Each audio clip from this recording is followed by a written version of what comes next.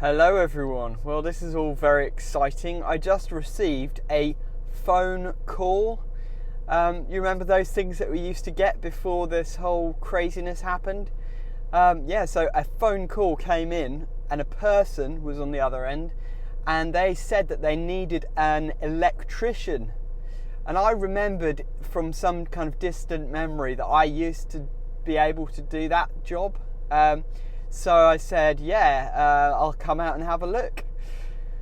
So basically I've just been called out for this emergency job. The lady's power is tripping out and she doesn't know why. It's been doing it for a couple of days now intermittently, and she's tried to unplug everything and it's still not working. So yeah, it could be a tricky one this. As you know, these kind of faults are really difficult to find notoriously.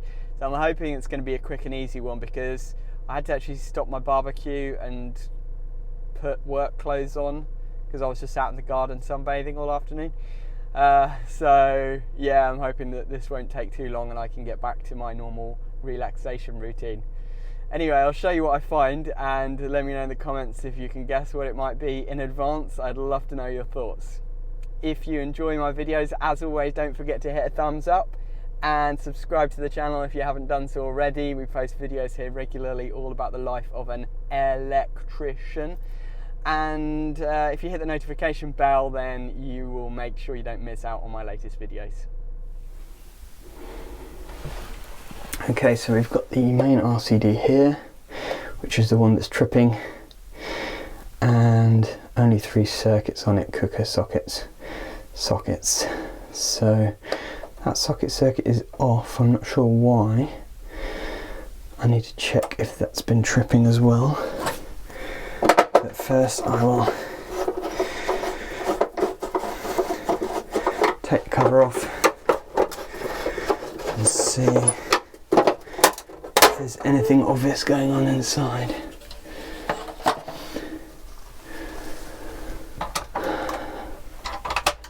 So connections are all fine. Just check under here just to make sure there's nothing obvious there, and that's all fine too.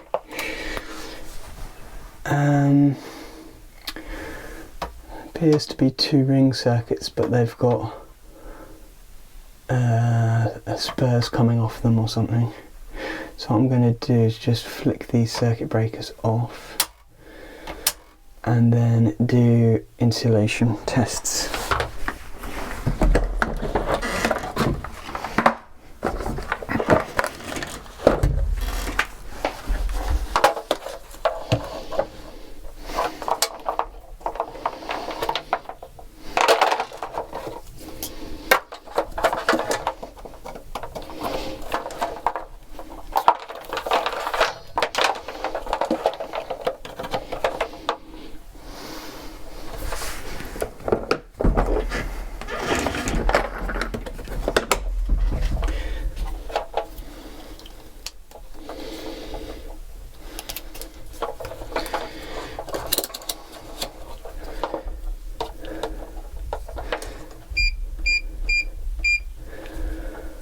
Going to do a 240 volt insulation test.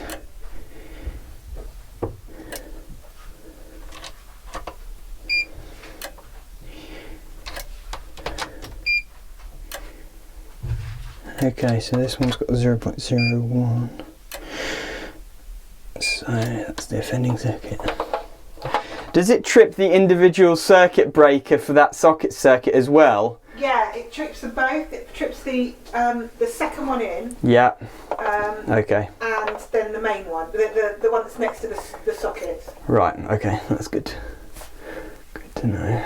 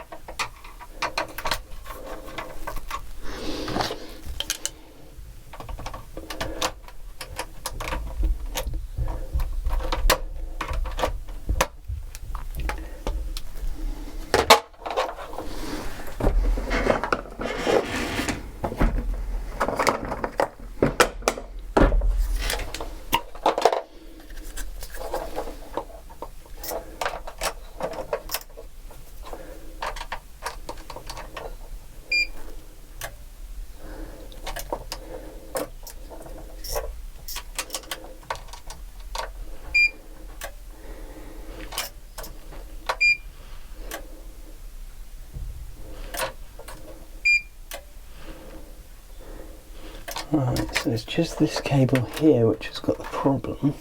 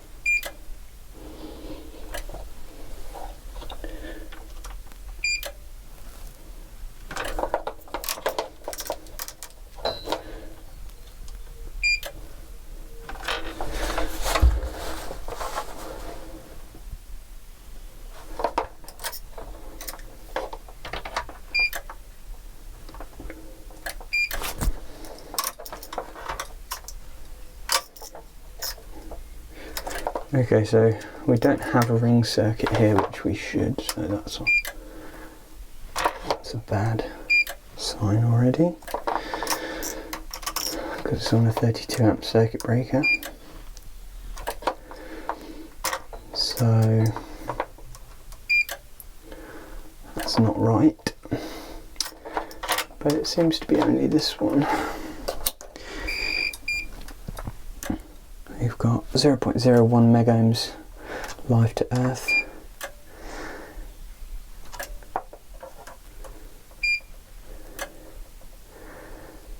And this neutral cable here, we've got 0. So that's the neutral wire for that particular circuit. Neutral to earth, we have 0.01 as well. But all the others are okay, so that narrows it down at least.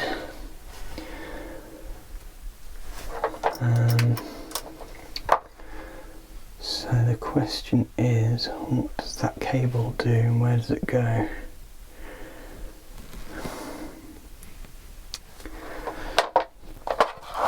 Consumer unit is not accurately labelled, it just says socket, so that's not helpful.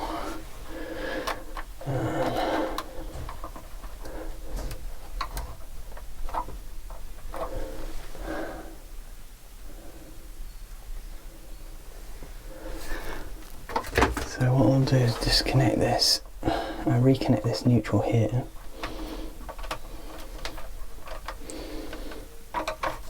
Reconnect all the good wires, and then we'll see what's not working, and at least that helps us to narrow it down.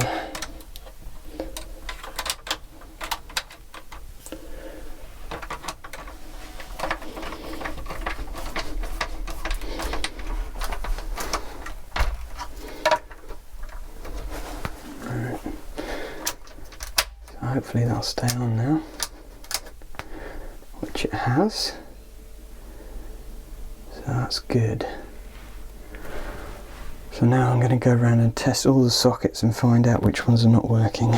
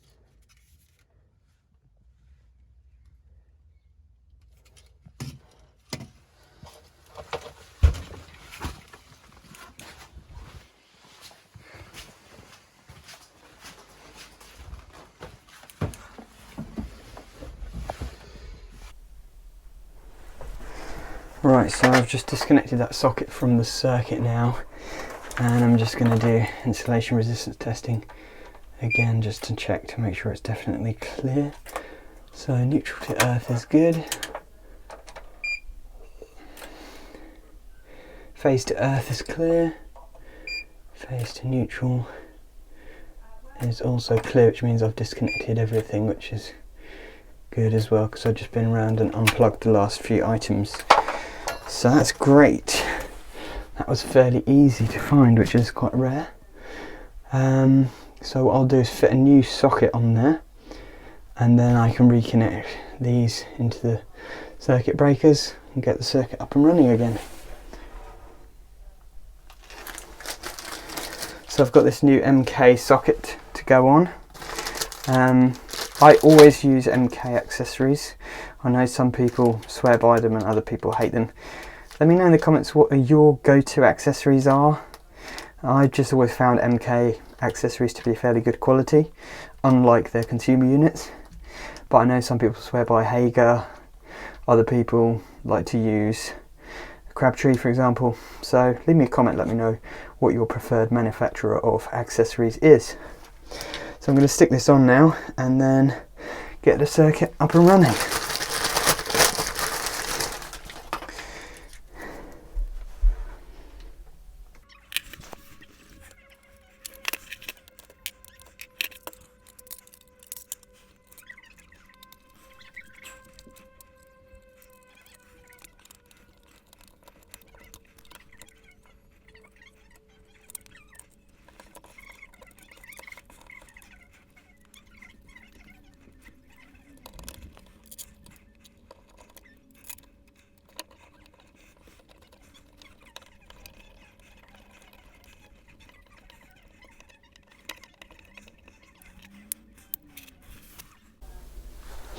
Right, so that's good. That socket is now changed. So I'm just going to do insulation testing once more time, just to make sure now that the socket's connected that there's nothing rearing its ugly head again. And that's absolutely fine. Perfect, all clear, above 200 megohms. So I'm just going to turn this off, reconnect this now.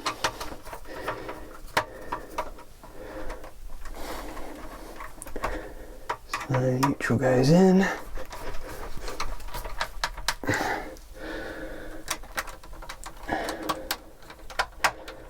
And then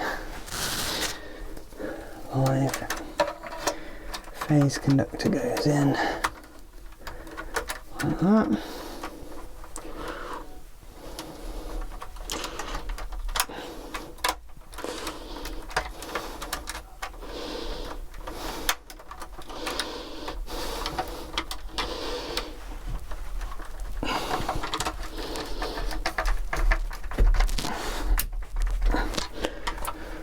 Okay,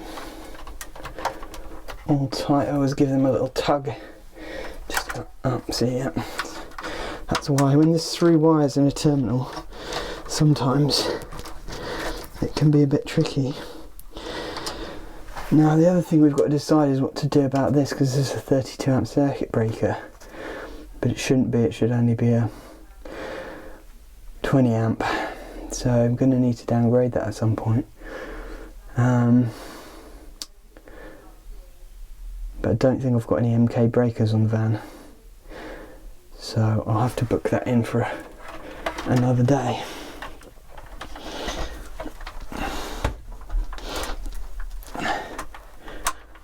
That's annoying.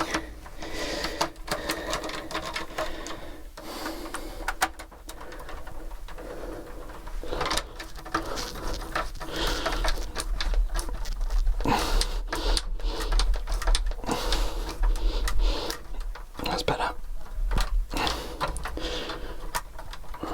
That's nice and solid now. Not going anywhere. Just give everything else a half a turn more as well. And the same underneath.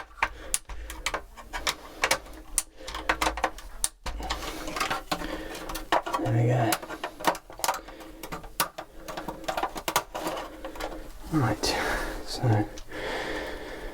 turn that back on now. That's good. Oh, right. What the heck? That makes no sense. No sense at all. That's so weird. Why would it trip when my insulation readings are okay now? Great. Start again. So,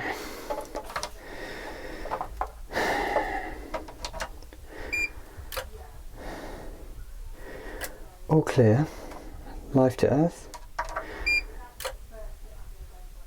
All clear, neutral to earth.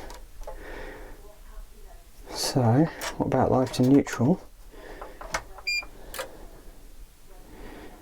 All clear as well. Oh, wait a second. Oh, had it in the wrong setting, didn't I? Stupid. Ah, still. Ah. I had my tester on the wrong setting. So the tester was on live to neutral setting and I only had leads plugged into the live to earth setting. So I was testing. Ah, that's so annoying. I was testing bare terminals.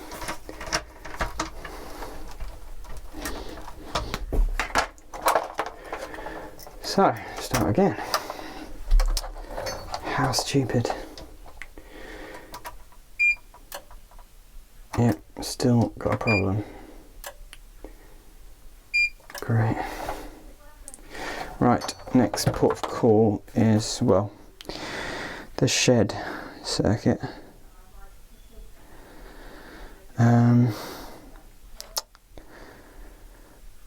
Yeah, bummer. Right, so update, I've just gone round and tested all the sockets. There's loads of sockets that are on that same cable. And here you can see this is obviously a new addition. It looks like it was supposed to be a ring, but they've extended it around. But upstairs it's an absolute bodge. There's just like surface boxes, sockets just hanging off the wall and stuff. So I'm going to have to split the circuit in half, I think, and then just test one by one and see if I can find where the problem is, but it's very annoying. So this is really weird. So they've got this double socket here. Obviously dodgy because it's loose and everything. But then they've got another double socket here, which is also loose, but a different cable going to it. And I don't know if they've added this later or something, but this one is live, but that one's not. So I think that actually they were supposed to be on the same circuit, and it might be that this is where the break in the ring has occurred, that actually they were both supposed to be on the same circuit, but they've done something and divided them up, and so actually inadvertently they've split the ring. So I think probably if I just joined these two sockets together, that will probably complete the ring, but I'll have to investigate that. But anyway, the good news is that this socket is clear, so the upstairs sockets are actually all right. Now that I've split it downstairs, it seems like it's only a small section of the downstairs sockets that have still got the fault on. Right, so I'm testing this socket and this one is clear, which is interesting because this one is not.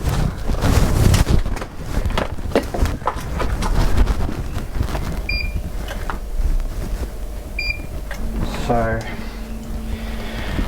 I think that cable from there must go all the way over to that socket. This cable probably goes from here to there to there. So I'm going to try and figure out where the fault is now between there and there. Right, Right, so I've finally managed to narrow it down. This wire here, life to earth, dead short 0.03 mega ohms. Now, I don't know if you can see this, but the insulation of that wire is darker than that wire. Now, I don't know if it's just a different type of cable or if it's heat, but I've got a feeling it's heat, because literally from this cable here, it goes straight across, presumably under the floor here somewhere, to this, and this is the other end of that cable. So between here and earth, again, we've got 0.03 mega ohms. Then this cable, we've got 6.2 mega ohms, life to earth, and it goes from here across to this socket. And again, this socket, the wire, the insulation on the wire is quite dark, and it looks a bit smaller, the wiring, to me as well. So I've got a feeling, because it was a broken ring, the circuit's been overloaded, because you've got things like a toaster being plugged in here. I think the circuit's been overloaded. It's started to melt the cabling, and it's shorted out life to earth. That's the only thing I can think that could be the problem, which means we're going to need to rewire, which is a nightmare.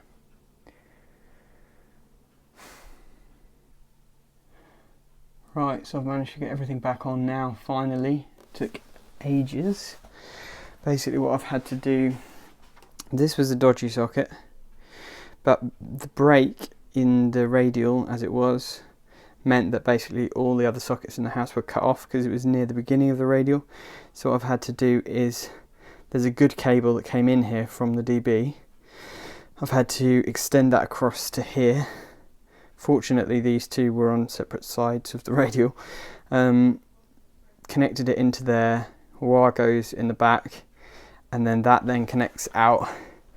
I think that one goes over to here, goes to there, and then to there, and then to the rest of the house. So that's good. That's a kind of an end of line, but I managed to get that one going again. This one I've just blanked off, so that's safe. Unfortunately, we could plug the boiler into the socket under here for the washing machine, so that's fine.